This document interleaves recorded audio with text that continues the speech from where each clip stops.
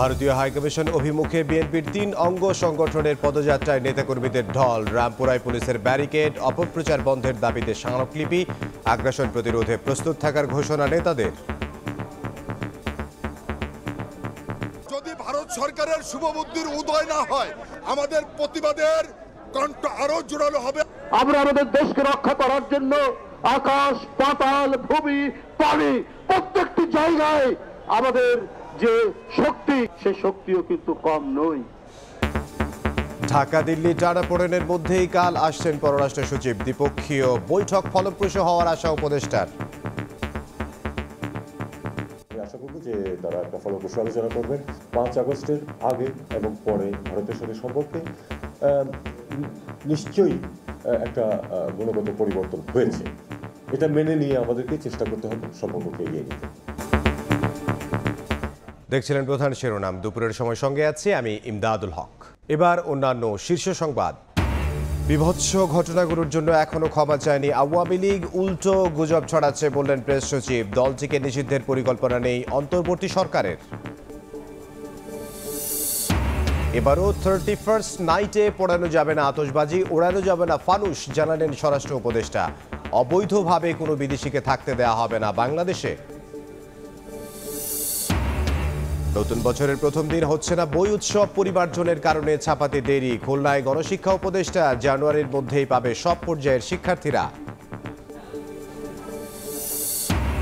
এবং ডক্টর ইউনূসের বিরুদ্ধে শ্রম আইনের 5 মামলা বাতিলের রায় আপিল বিভাগেও বহাল। হেনস্থা করতেই জড়ানো হয় মিথ্যা মামলায়, দাবি আইনজীবীর।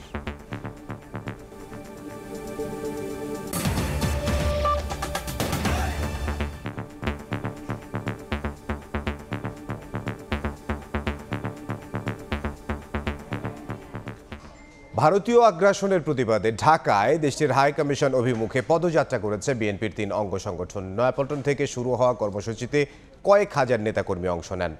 রামপুরায় পুলিশ অনুরোধ জানালে পদযাত্রা শেষ করে হাই কমিশনে স্মারকলিপি দেন নেতারা। ভারতীয় আগ্রাসন প্রতিরোধে কর্মীদের প্রস্তুত থাকার আহ্বানও জানান তারা।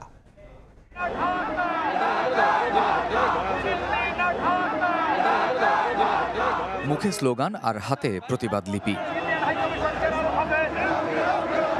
বিএনপির কেন্দ্রীয় কার্যালয় নয়াপল্টনের সামনে হাজার হাজার নেতাকর্মী জড়ো হন ভারতীয় আগ্রাসনের প্রতিবাদে। যুবদল, স্বেচ্ছাসেবক দল ও ছাত্রদলের আয়োজনে প্রতিবাদী যৌথ পদযাত্রা ও ভারতীয় হাইকমিশনে স্মারকলিপি প্রদান কর্মসূচি উপলক্ষে এই ঢল।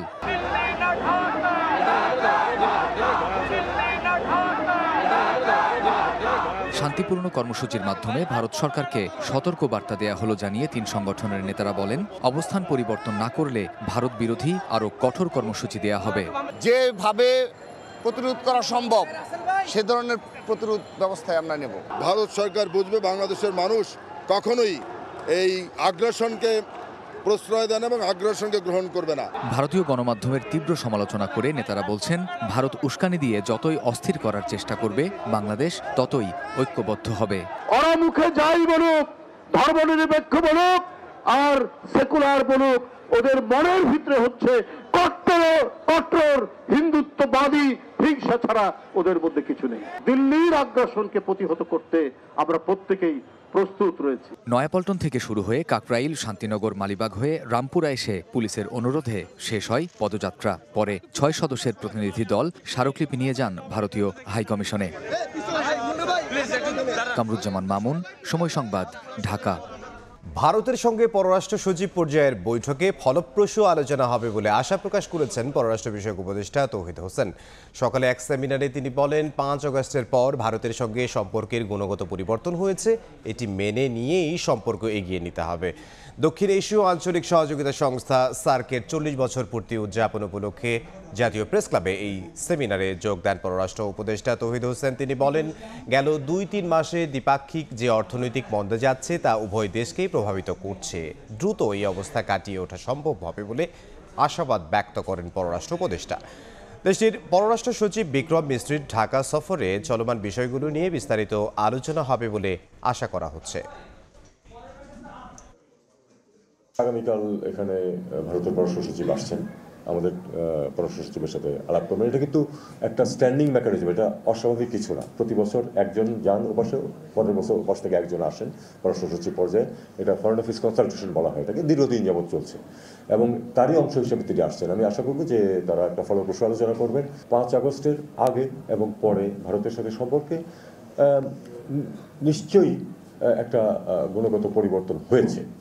এটা মেনে নিয়ে আমাদেরকে চেষ্টা করতে হবে সম্পর্ককে এগিয়ে নিতে।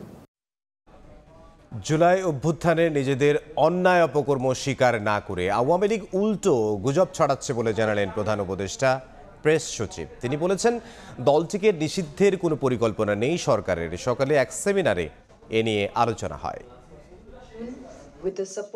নতুন বাংলাদেশ অর্জন, চ্যালেঞ্জ এবং উত্তরণ শীর্ষক সেমিনারে উঠে আসে 5 আগস্ট পরবর্তী বাংলাদেশের চিত্র। পাশাপাশি ভবিষ্যৎ বাংলাদেশের জন্য বন্দোবস্ত নিয়েও আলোচনা করেন বক্তারা। বাংলাদেশ নিয়ে নানান গুজব ছড়ানো হচ্ছে অভিযোগ করে প্রধান উপদেষ্টার প্রেস সচিব বলেন, শুধু ভারতীয় গণমাধ্যম নয়, চীন, রাশিয়া থেকেও ছড়ানো হচ্ছে মিথ্যা খবর। আওয়ামী লীগের রাজনীতি ইস্যুতেও কথা বলেন Shafiqul Alam. Awami League officials, Awami League MPs, Awami League student leaders, Awami League sympathizers, no one, not a single person has said or regretted whatever has happened in July and August. No one has said sorry. নির্বাচনেই সব সমস্যার সমাধান না হলেও সুষ্ঠু অংশগ্রহণমূলক vote অনেক সমাধানের সূচনা করতে পারে বলে মত দেন রাজনীতিবিদরা। Whether an election can solve all the problems? No, of course. It cannot.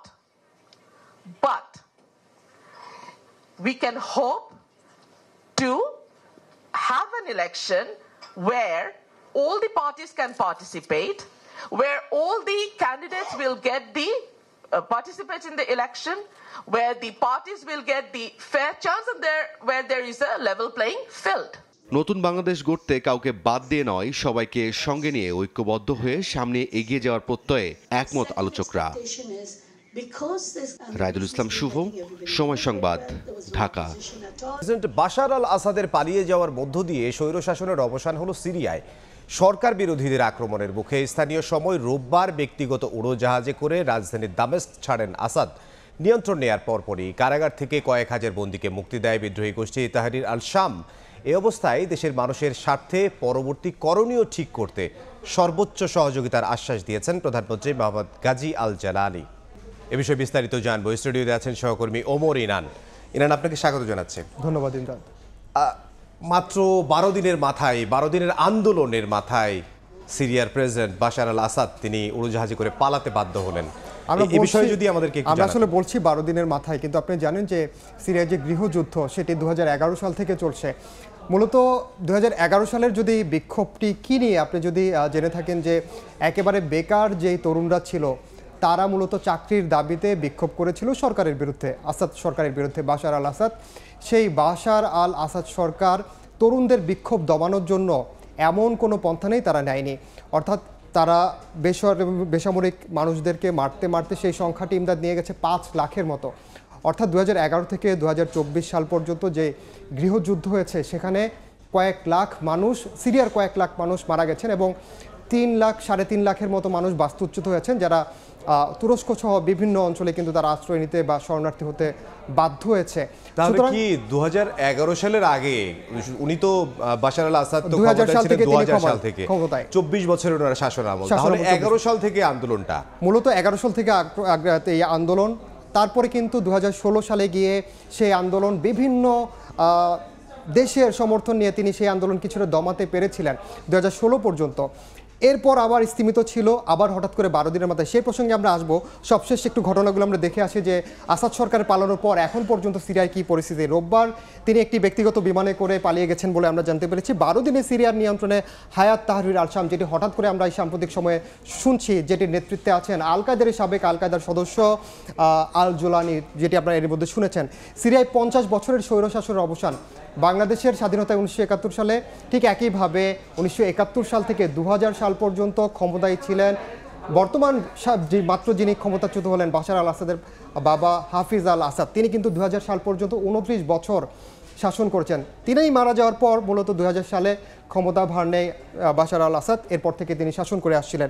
ব্যক্তিগত বিমানে করে সিরিয়া পালিয়েছেন আসাদ, যেটি আমরা বলছি, কিন্তু বিভিন্ন ধরনের সামাজিক মাধ্যমে বলা হচ্ছে আসাদ সরকারের বিমানটি ক্র্যাশ করেছে।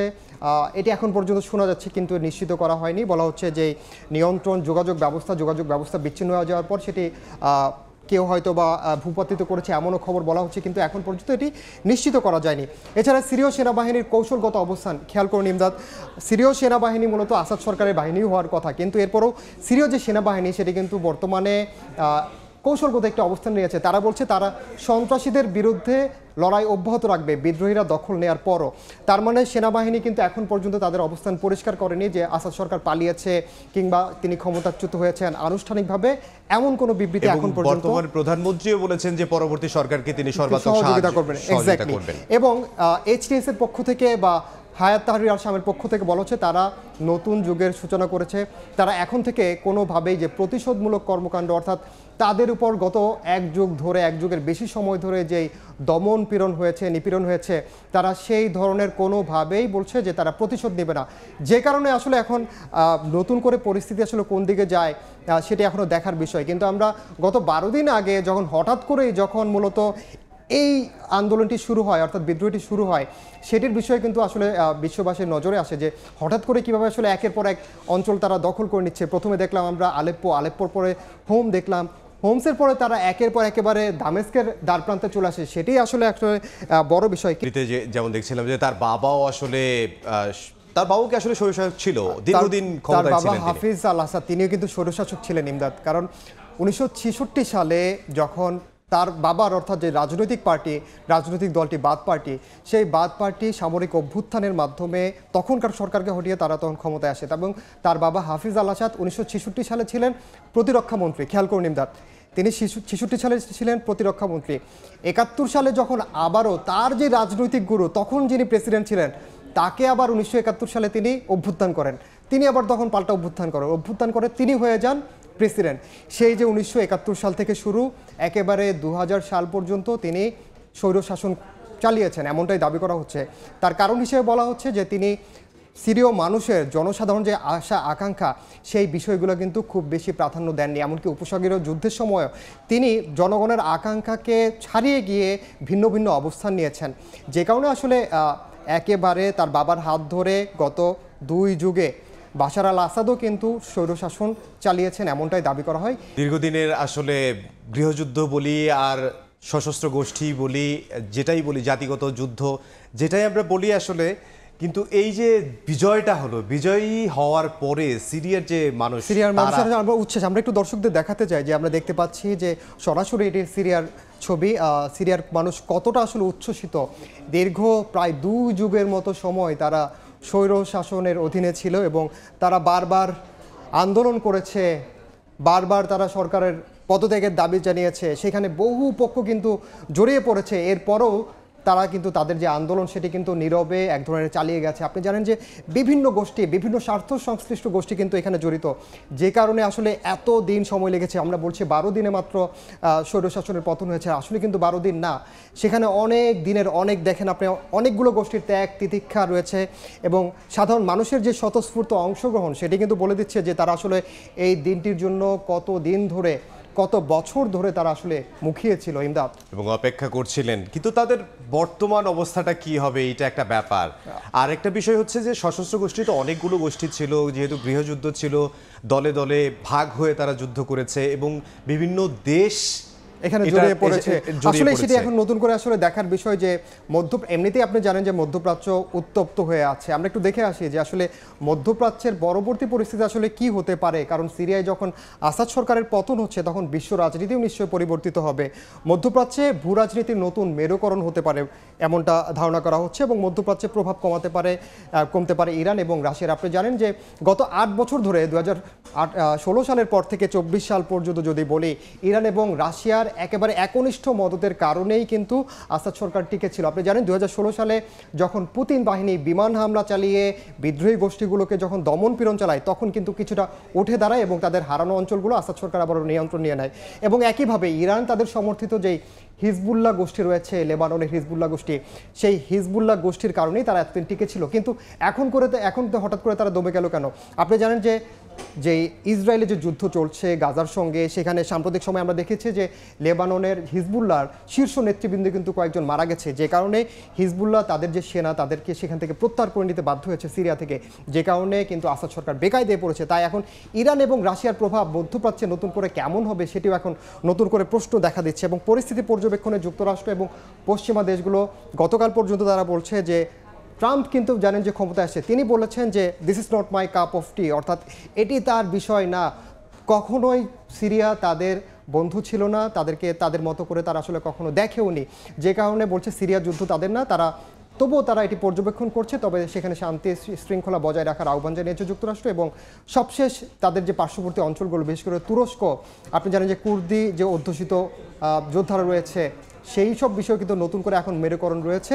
সামনে আসলে দেখার বিষয় আসলে সামনে কি হতে যাচ্ছে, এই বিদ্রোহী গোষ্ঠীটি আসলে তারা কিভাবে তাদের নিয়ন্ত্রণ প্রতিষ্ঠা করে, সেটাই আসলে এখন দেখার বিষয়। ইমদাদ, আপনাকে ধন্যবাদ। সিরিয়ায় 24 বছরের স্বৈরশাসক বাশার আল আসাদের পতন হয়েছে। তিনি উড়োজাহাজে করে সিরিয়া থেকে পালিয়ে গেছেন। সে বিষয়ে আমাদের সঙ্গে আলোচনা করার জন্য স্টুডিওতে উপস্থিত ছিলেন সহকর্মী ওমর ইনান। ডক্টর মোহাম্মদ ইউনূসের বিরুদ্ধে হওয়া শ্রম আইনের 5 মামলার কার্যক্রম বাতিল করে হাইকোর্টের দেয়া রায় বহাল রেখেছেন আপিল বিভাগ। হাইকোর্টের রায়ের বিরুদ্ধে রাষ্ট্রপক্ষের করা লিভ টু আপিল রোববার খারিজ করে দেন বিচারপতি আশফাকুল ইসলামের নেতৃত্বাধীন 3 বিচারপতির বেঞ্চ। এর ফলে শ্রম আইনের 5 মামলার কার্যক্রম বাতিলই থাকবে। গত 24 অক্টোবর শ্রম আইনের 5 মামলায় ও মানহানির 1 মামলায় কার্যক্রম বাতিল করে রায় দেন হাইকোর্ট। ডক্টর ইউনূসের নামে যখন শ্রম আদালতে পৃথক 5টি মামলা হয়, তখন তিনি গ্রামীণ টেলিকমিউনিকেশন নসের চেয়ারম্যান ছিলেন। প্রস্তাবিত ট্রেড ইউনিয়ন ঘিরে কর্মীর চাকরিচ্যুতির অভিযোগ তুলে 2019 সালে এসব মামলা করা হয়। হেনস্থা করতেই এসব মামলা হয় বলে দাবি করেছেন ডক্টর ইউনূসের আইনজীবী। আইনগতভাবে লেবার কোর্টও দেখালাম, সিভিল কোর্টও দেখালাম, দেখার পর কোর্ট, সুতরাং কোন মামলায় চেয়ারম্যান ডক্টর ইউনূস না, চেয়ারম্যানের কোনো দায়িত্ব নাই হিসাবে চেয়ারম্যানকে মামলা থেকে আপনার ডিসচার্জ অব্যাহতি দিয়েছে। তার বিরুদ্ধে কোনো মামলা নাই, ডক্টর ইউনূস সাহেবের বিরুদ্ধেও মামলা নাই। ঋণ ফাঁকি দেওয়ার মামলা, এখানেও কোনো ঋণ ফাঁকি দেওয়া হয় নাই। আপনারা জানেন যে 2004 সাল থেকে 2017 সাল পর্যন্ত সমস্ত ঋণ ডিসিটি থেকে, জয়েন্ট কমিশনার থেকে, এডিশনাল কমিশনার থেকে কমিশনার পর্যন্ত অ্যাপ্রুভড হয়েছে। এবারও 31st নাইটে পোড়ানো যাবে না আতশবাজি, ওড়ানো যাবে না ফানুস। সকালে সচিবালয়ে আইনশৃঙ্খলা সংক্রান্ত সভা শেষে একথা জানান স্বরাষ্ট্র উপদেষ্টা মোহাম্মদ জাহাঙ্গীর আলম চৌধুরী। অবৈধভাবে কোনো বিদেশিকে বাংলাদেশে থাকতে দেওয়া হবে না বলেও সাফ জানান তিনি। উপদেষ্টা আরও জানান, সীমান্ত এলাকায় নিরাপত্তা ব্যবস্থা জোরদার করা হয়েছে। খ্রিস্টান ধর্মাবলম্বীদের আসন্ন বড়দিন উৎসব এবং 31 ও ইংরেজি নববর্ষ উদযাপন উপলক্ষে আইনশৃঙ্খলা সংক্রান্ত সভা করল সরকার। সকালে স্বরাষ্ট্র মন্ত্রণালয়ে অনুষ্ঠিত হয় এই বৈঠক। নির্ধারিত ইস্যুর পাশাপাশি বৈঠকে ভারত বাংলাদেশ সম্পর্ক ঘিরে দুদেশের সীমান্ত পরিস্থিতির বিষয়টি নিয়েও আলোচনা হয়। সীমান্ত এলাকায় এরই মধ্যে নিরাপত্তা জোরদার করা হয়েছে। সীমান্তে অবৈধ অনুপ্রবেশ বরদাস্ত করা হবে না জানিয়ে স্বরাষ্ট্র উপদেষ্টা বলেন, সাম্প্রতিক ঘটনার কারণে দুদেশের মধ্যে নেতিবাচক পরিবেশ তৈরি হবে না। কোনো বিদেশিকেই অবৈধভাবে বাংলাদেশে থাকতে দেওয়া হবে না।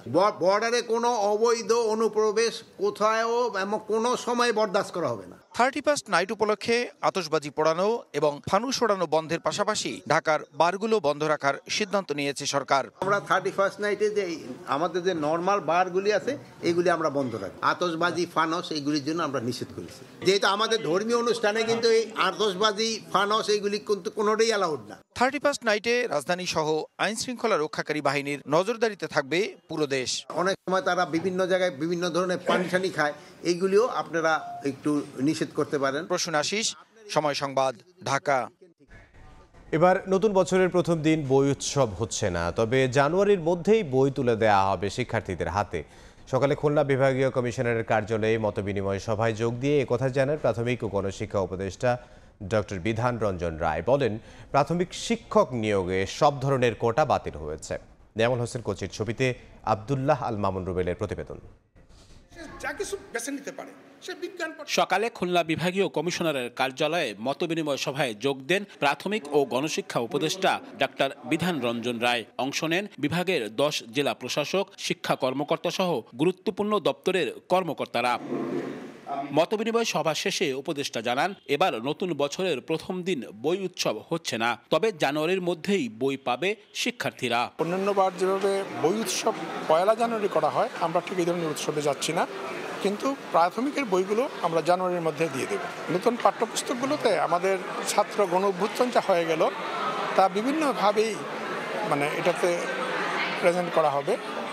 এতে অনেক রকম গ্রাফিতি থাকবে, ছবি থাকবে, গল্প থাকবে।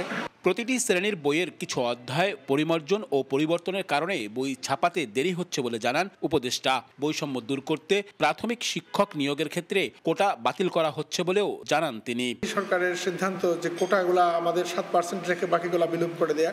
প্রাইমারিতেও এই কোটা রাখছি না, শুধুমাত্র 7% থাকবে, যেগুলা সাধারণভাবে থাকবে সেটা।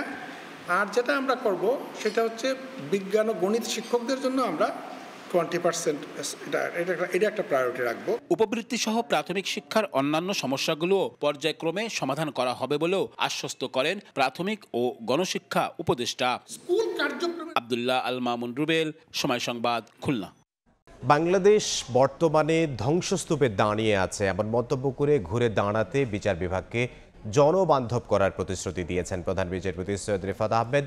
বঙ্গবন্ধু আন্তর্জাতিক সম্মেলন কেন্দ্রে আয়োজিত নাগরিক সম্মেলনে তিনি একথা বলেন। সুশাসনের জন্য জনসম্পৃক্ত সংস্কার করার তাগিদ দিলেন সিপিডির সম্মানীয় ফেলো দেবপ্রিয় ভট্টাচার্য। এ সময় স্বচ্ছ ও জবাবদিহিতামূলক সরকার ব্যবস্থা গড়ে তোলার পরামর্শ দেয় ইউএনডিপি। মানুষগুলোর কথা সংস্কারের হাত ধরে এক সন্ধিক্ষণে দাঁড়িয়ে বাংলাদেশ। এতে থাকতে হবে পিছিয়ে পড়া জনগোষ্ঠীর কণ্ঠস্বর ও নিশ্চিত করতে হবে সকল নাগরিকের সমান অধিকার। এমন বার্তা নিয়ে এই রোববার বঙ্গবন্ধু আন্তর্জাতিক সম্মেলন কেন্দ্রে শুরু হয়েছে 2 দিনব্যাপী নাগরিক সম্মেলন। সম্মেলনের আয়োজক এসডিজি বাস্তবায়নে নাগরিক প্ল্যাটফর্মের সমন্বয়ক ও সিপিডির সম্মানীয় ফেলো দেবপ্রিয় ভট্টাচার্য জানান, চলমান সংস্কারে নাগরিক কণ্ঠস্বর নিশ্চিত করতেই এবারের আয়োজন। এই মানুষগুলো বাংলাদেশের এই পরিস্থিতিকে নিয়ে আসার জন্য যে গণতন্ত্র এবং একই সাথে উন্নয়নে অবদান রেখেছে তার প্রকৃত স্বীকৃতি দিতে হবে। রাষ্ট্রের দায়িত্ব হলো বৈষম্য নিরসন করা। এসডিজির মূল স্পিরিট হচ্ছে কাউকে পিছনে ফেলে না রাখা, এবং সেই স্পিরিট নিয়ে আমরা এগোতে চাই।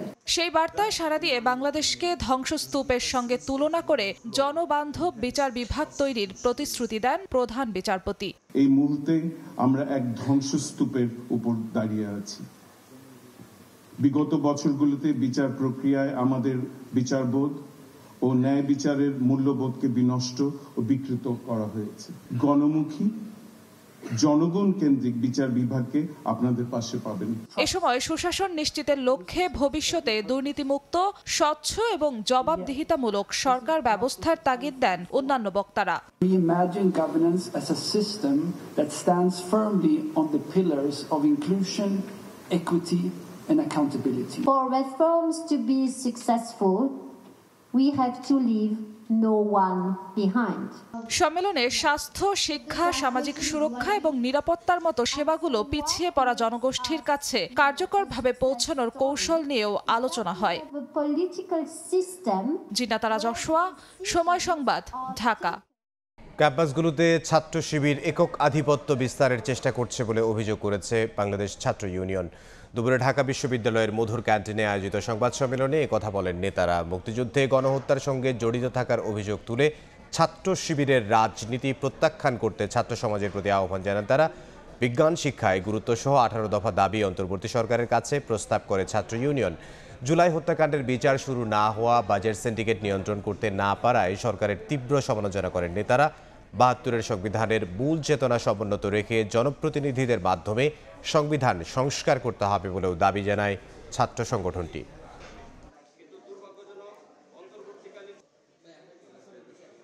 জাতীয় পতাকা পরিবর্তনের দাবি করে জাতিকে বিভক্ত করার চক্রান্তের বিরুদ্ধে সরকার কঠোর পদক্ষেপ গ্রহণ করতে ব্যর্থ হয়েছেন। 1971 সালে 30 লক্ষ শহীদের বিনিময়ে আমরা এই ভূখণ্ড, জাতীয় সঙ্গীত ও জাতীয় পতাকা পেয়েছি। তার উপর আঘাত বাংলাদেশের সার্বভৌমত্বের উপর আঘাতের শামিল। কিন্তু সেসব ক্ষেত্রে সরকারের নীরব ভূমিকা আমাদের হতবাক করেছে। ইসলামী ছাত্র শিবির তারা মহান মুক্তিযুদ্ধে গণহত্যার সাথে সরাসরি সংযুক্ত, কিন্তু আজ পর্যন্ত তাদের সেই কৃতকর্মের জন্য তারা জাতির কাছে কোনো ধরনের তারা অনুতপ্ত বোধ করে নাই, অথবা তারা জাতির কাছে এখন পর্যন্ত ক্ষমা চান নাই। ইসলামী ছাত্র জনতা যেন ইসলামী ছাত্র শিবিরের যে রাজনীতি, সেই রাজনীতি তারা যেন প্রত্যাখ্যান করেন। শেখ হাসিনার নাম বাদ দেওয়ার পর এবার মাদারীপুরের শিবচর থেকে সরানো হচ্ছে বিশেষায়িত প্রযুক্তি প্রতিষ্ঠান ইনস্টিটিউট অফ ফ্রন্টিয়ার টেকনোলজি। প্রকল্পটি বাস্তবায়নের জন্য রাজধানীর পূর্বাঞ্চলে জমি খুঁজছে সরকার। সচিব বলছেন, আওয়ামী লীগ সরকারের নির্ধারণ করা জায়গাটি প্রযুক্তি শিক্ষার জন্য উপযুক্ত নয়। স্থান পরিবর্তন হলেও প্রকল্প ব্যয় বাড়বে না বলে জানাচ্ছেন সংশ্লিষ্টরা। শুভখান জানাচ্ছেন বিস্তারিত। সাইবার সিকিউরিটি, আর্টিফিশিয়াল ইন্টেলিজেন্স সহ প্রযুক্তির নানা খাতে দক্ষ মানব সম্পদ গড়ে তুলতে 2022 সালের 1 জানুয়ারি পদ্মা সেতুর পাশে মাদারীপুরের শিবচরে তৎকালীন প্রধানমন্ত্রী শেখ হাসিনার নামে ইনস্টিটিউট অব ফ্রন্টিয়ার টেকনোলজি গড়ে তোলার সিদ্ধান্ত হয়েছিল। বিশেষায়িত এই প্রযুক্তি প্রতিষ্ঠানের ভিত্তিপ্রস্তর স্থাপন করা হয় 2023 সালের 31 জানুয়ারি। তথ্য প্রযুক্তি বিভাগ বলছে 1503 কোটি টাকা ব্যয়ে প্রকল্পের প্রথম পর্যায়ে 9তলা গবেষণা ভবন, 3তলা প্রশাসনিক ভবন, 2টি ডরমেটরি এবং কর্মকর্তাদের জন্য 2টি বাংলো সহ 6টি বিশেষায়িত ল্যাব স্থাপন করা হবে। আর দ্বিতীয় পর্যায়ে মাটির সক্ষমতা বিবেচনায় 52 থেকে 71 তলা বিশিষ্ট একটি প্রযুক্তি টাওয়ার নির্মাণেরও পরিকল্পনা ছিল ক্ষমতাচ্যুত সরকারের। সরেজমিন প্রকল্পের অগ্রগতি দেখতে শিবচরে সময় সংবাদ। অধিগ্রহণ করা প্রায় 70 একর জমিতে 2 বছরেও বালু ভরাটের কাজ অর্ধেকই হয়নি। প্রকল্পের জমি থেকে মাটি তুলে দেয়া হয়েছে দেয়াল। তথ্য প্রযুক্তি বিভাগ বলছে, প্রকল্প সংশ্লিষ্ট নানা কাজে জুলাই 2024 পর্যন্ত 248 কোটি টাকা ব্যয় হয়েছে। আর 2024-25 অর্থ বছরের এডিপিতে এই প্রকল্পের জন্য বরাদ্দ রাখা হয়েছে 92 কোটি টাকা। রাজনৈতিক পট পরিবর্তনের পর প্রথমে শেখ হাসিনার নাম বাদ দিয়ে প্রকল্পের নাম পুনর্নির্ধারণ করে Bangladesh institute of frontier technology করা হয়। এবার নামের পর বাদ যাচ্ছে প্রকল্পটির জন্য নির্ধারিত স্থানও। পূর্বাঞ্চলে চেষ্টা করছি, সরকারের অন্য যে মন্ত্রণালয় আছে তাদের সাথে আমরা আলাপ করছি। ওই কষ্টে আমরা সরকারের কাছ থেকে এখানে জায়গা পেয়ে যাই, বা কিছু বাড়তি কষ্ট হলেও বা আমরা জমির পরিমাণ কমিয়ে হলেও যদি একটা এরকম ইনস্টিটিউট তৈরি করা যায় পূর্বাঞ্চলে, ওইটা আমার জন্য খুবই ফলদায়ক হবে। জমি অধিগ্রহণ ও কাজ শুরু করেও কেন পরিবর্তন করা হচ্ছে প্রকল্পের নির্ধারিত স্থান? এই প্রশ্নে সচিবের জবাব, স্থানটি যথোপযুক্ত ছিল না। এটা মাদারীপুরে আসলে ঠিক প্রপারলি ওয়েল প্লেস নয়। আমাদের মালিকানায় আছে, আমরা হয়তো অন্য কাজ করবো এটাতে আমরা এক্স্যাক্টলি এই ধরনের প্রকল্প নিয়ে আমরা হয়তো কাজ এগোবো না। 2022 সালে নেওয়া এই প্রকল্পটি বাস্তবায়নের কথা রয়েছে 2026 সালের 31 ডিসেম্বরের মধ্যে।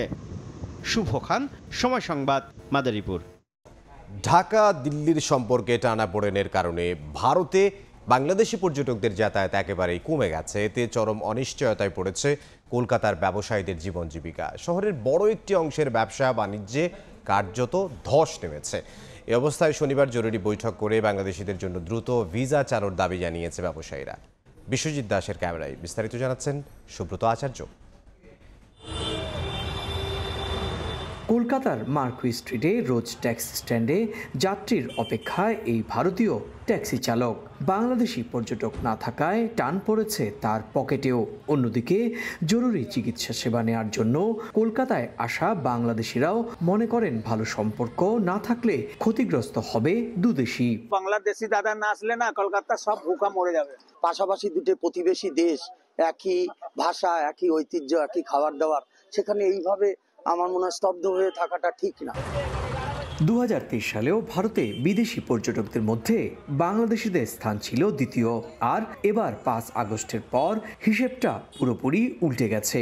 ভিসা না পাওয়ায় কলকাতায় আসছেন না বাংলাদেশিরা, আর তাতেই শহরের বড় একটি অংশের অর্থনীতিতে কার্যত ধস নেমেছে।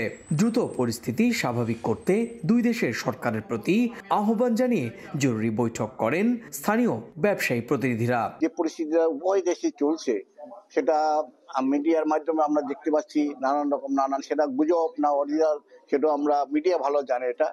তো এইটাকে এর থেকে বিরত থেকে দুই দেশের যাতে শান্তি বজায় থাকে।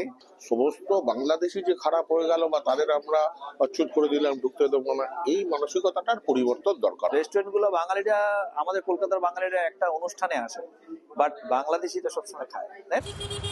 স্বাভাবিক সময়ে প্রতিদিন গড়ে বাংলাদেশ থেকে 5 থেকে 6,000 পর্যটক আসতেন কলকাতায়। এখন সংখ্যাটা নেমে এসেছে 2 থেকে 300-তে। মধ্য কলকাতার এই বিস্তীর্ণ অঞ্চল বাংলাদেশি পর্যটকহীন, কার্যত অর্থনৈতিকভাবে ভেঙে পড়েছে। ব্যবসায়ীরা বলছেন এই অবস্থা চলতে থাকলে আগামী জানুয়ারির মধ্যবর্তী সময়ে অনেক ব্যবসা প্রতিষ্ঠানকে তালা ঝোলাতে হবে। কলকাতার মার্কো স্ট্রিট থেকে সুব্রত আচার্য, সময় সংবাদ। এ পর্যায়ে শীর্ষ সংবাদগুলো জানিয়ে দিচ্ছে আরও একবার।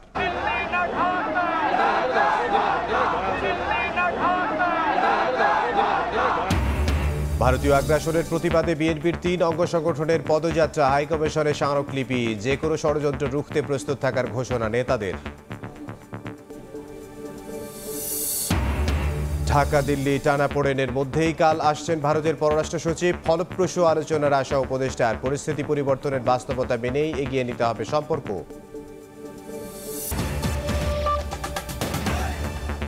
এই ছিল দুপুরের সময়। সঙ্গে থাকুন সময়ের।